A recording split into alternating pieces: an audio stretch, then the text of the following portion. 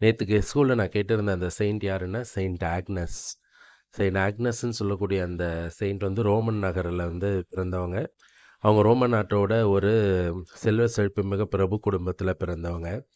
அவங்க ஒரு கன்னி. அவங்க வந்து ரொம்ப சிறிய வயசுலேருந்தே வந்து இயேசுவின் மேல அதிக பக்தி உள்ளவங்க. அவங்க பெற்றோரும் இயேசு மேல பக்தி உள்ளவர்கள்.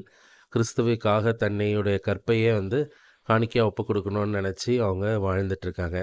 இந்த நேரத்தில தான் வந்து அந்த 3ஆம் நூற்றாண்டுல வந்து வேத கலாபனை நடக்குது. இவங்க வந்து 291ஆம் ஆண்டு பிறக்கிறவங்க.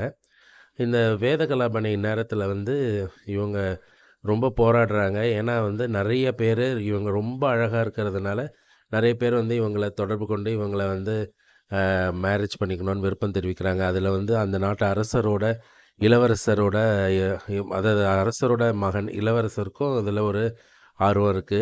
அவரும் தெரிவிக்கிறாரு. ஆனா, இவங்க அது எல்லாத்தையும் வந்து பொலைட்டா மறுக்கிறாங்க.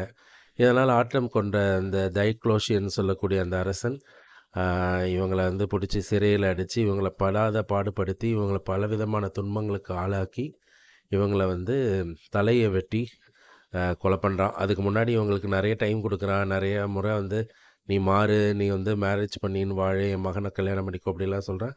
ஆனா வந்து அத வந்து அவங்க ஒத்துக்காததுனால வந்து, அவங்க வந்து தலைய வெட்டி கொலை பண்றாங்க. இவங்க வந்து அ தைரியத்துக்கு, அப்புறம் தூய்மையான விஷயங்களுக்கு, கற்புக்கு பேர் போன ஒரு புனிதை. இவங்க பேர்ல நெறைய கோயில்கள் இருக்கு. இவங்க வந்து ஃபேமஸான ஒரு போயட் ஜான் கீட்ஸ்ன்னு சொல்லக்கூடிய ஒரு அ கவிஞர் வந்து இவங்கள வச்சு ஒரு போயம் கூட எழுதியிருக்காரு. The eve of the saint Agnes அப்படின்னு சொல்லக்கூடிய போயம். அப்பேற்பட்ட மிகப்பெரிய புனிதையான ஒரு கன்னி தான் இந்த ஆக்னஸ். ஸோ இவங்கள போல நாமளும் வந்து இதில வந்து குறிப்பா இந்த டைக்ளோஷியன் அரசரோட பேர வந்து இப்ப நான் போட்ட வீடியோக்கள்ல பல வீடியோக்கள்ல வருது. ஏன்னா, இது எல்லாமே வந்து 2ஆம், 3ஆம் நூற்றாண்டுல தான் அந்த ஆள் வாழ்ந்திருக்காரு. அவர் வந்து பலவிதமான கொடுமைகளுக்கு உள்ளாக்கி பல பேர வந்து கொலை பண்ணி, அதில பல பேர் இன்னைக்கு புனிதர்களா இருக்கிறாங்க. எல்லாமே வேத சாட்சிகள். ஸோ இந்த வீடியோ உங்களுக்கு தெரிஞ்சவங்களுக்கெல்லாம் ஷேர் பண்ணுங்க. எவ்வளோ பேர வந்து பார்க்க வைக்க முடியுமோ பார்க்க வைங்க.